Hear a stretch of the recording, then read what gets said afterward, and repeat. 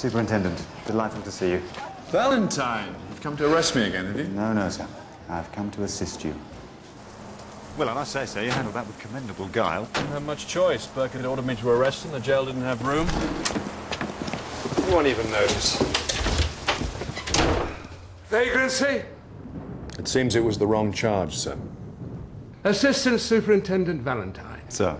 Once you have acquainted yourself with your surroundings, perhaps you would arrest these women again, making particularly sure that you charge them in the appropriate fashion. Of course, sir. Thank you, sir. Now, just a minute, Tyler. She has been cursed. It is the Lebanon. Or the devil.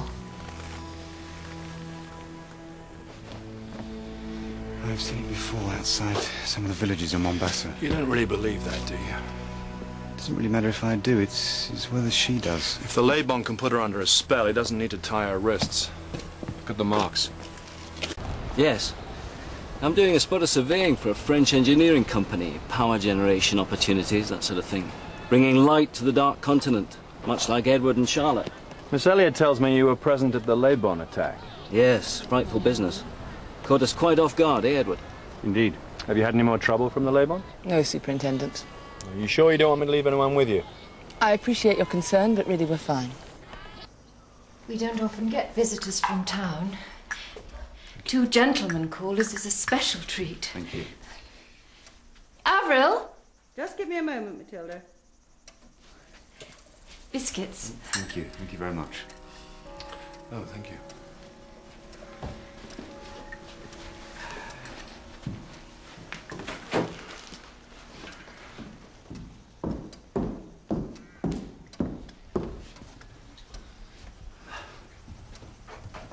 Well, what was her name? I'm afraid we don't know. She's unable to speak. Are they nice, the biscuits? Oh, yes, very nice. Thank you. For obvious reasons. No, I enjoy coffee.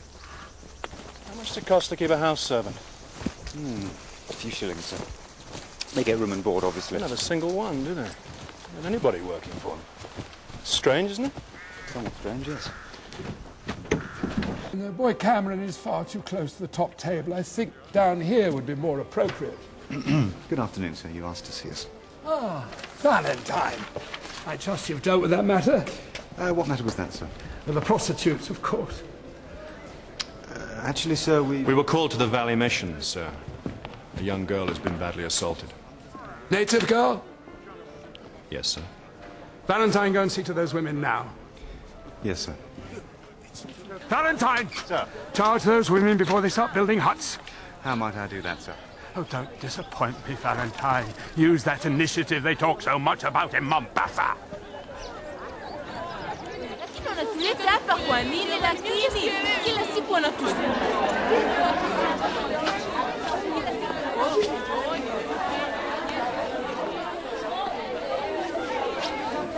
Vagrancy?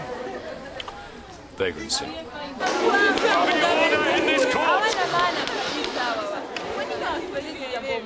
How are they charged? No visible means of support, Your Worship. No visible means of support, sir.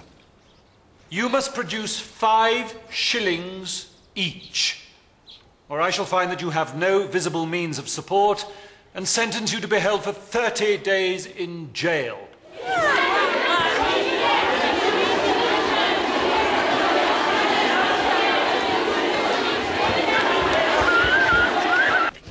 So, a safari with the Prince of Wales, that is indeed quite nice, sir. Well, it's not official yet. Best for all concern if we keep it between us. Absolutely, sir. I understand Henrat is taking delivery of a new Holland and Holland double rifle. The chap who ordered it has had a change of circumstances and can no longer afford it. I thought you and I could have a look at it tomorrow. Delighted, sir. Absolutely delighted. Well, if you'll excuse me, gentlemen. Committee matters. Sir.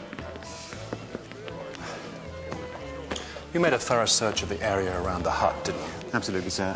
Exactly as you saw. Nothing except the traces of chloroform. Reverend Herbert gave me something he claims to have found outside the hut. A button from one of McAllister's shirts. Button, sir? No, wouldn't have missed that. Really wouldn't. He didn't miss it because I don't think it was there.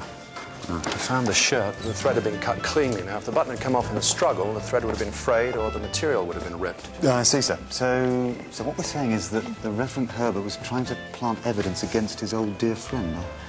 I wonder why he wanted to frame an innocent man. Oh, wait a minute. Who said he's an innocent man? He's a surveyor working for a French company, yet there's no surveying equipment among his belongings. I see. So they're both lying. And they didn't go to school together. And what I don't understand is why a man like Edward would hate him enough to implicate him in such a serious crime. I want you to find out about McAllister. Very good, sir. Oh, and Valentine, you've upset the policemen by putting the women in their barracks. Yes, sir. The jail was full, and it was the only solution that I could think of. Well, you better come up with another one, quick. Sir. Good night. A box of ammunition, please, Mr. Hanratty.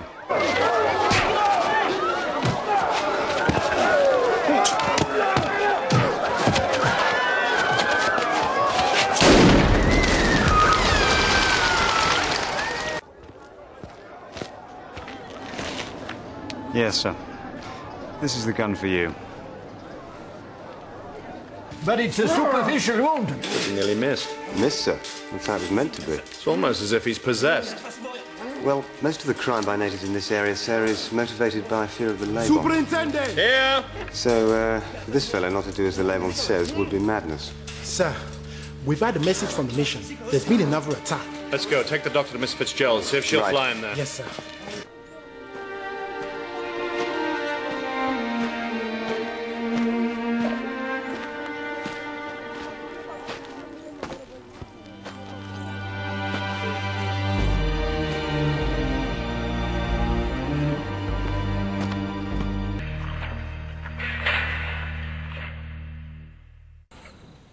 Did you see Mr. McAllister?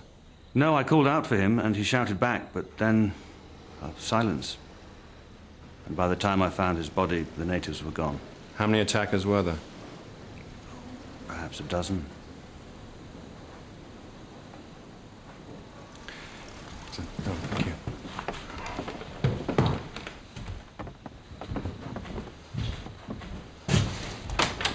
Thank you.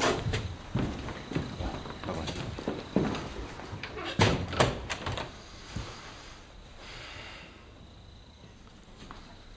You think he was lying, don't you? Yes. Yes, I rather think he was. There's no evidence of an attack at the mission, and there's certainly no arrows that have missed their mark. Do you ever miss your target when you shoot? Never, sir. Well, maybe the natives are as good a shot as you are. McAllister wasn't armed. Yes. If there were a dozen natives, I'm wondering why they felt so threatened that they had to kill. Unless the Lebanon ordered the attack. Well, he could have been armed and they could have stolen his gun, but what makes no sense to me at all is McAllister was impaled by a spear. The Reverend Herbert had an arrow in his shoulder, and Charlotte Elliott was knocked senseless by a blow to the head. Why didn't they steal the food? Yes. You're getting along well with Burkett, then? I hardly noticed. Did he buy that gun? Absolutely. Wanted to impress the Prince of Wales. Of course he did. Actually, he got a very good price. The chap who ordered it went bankrupt. He made some very bad investments. He had a big stake in an importing firm on the south coast that went under. South Africa? No, England, actually. Yeah, Dover, I think. Dover?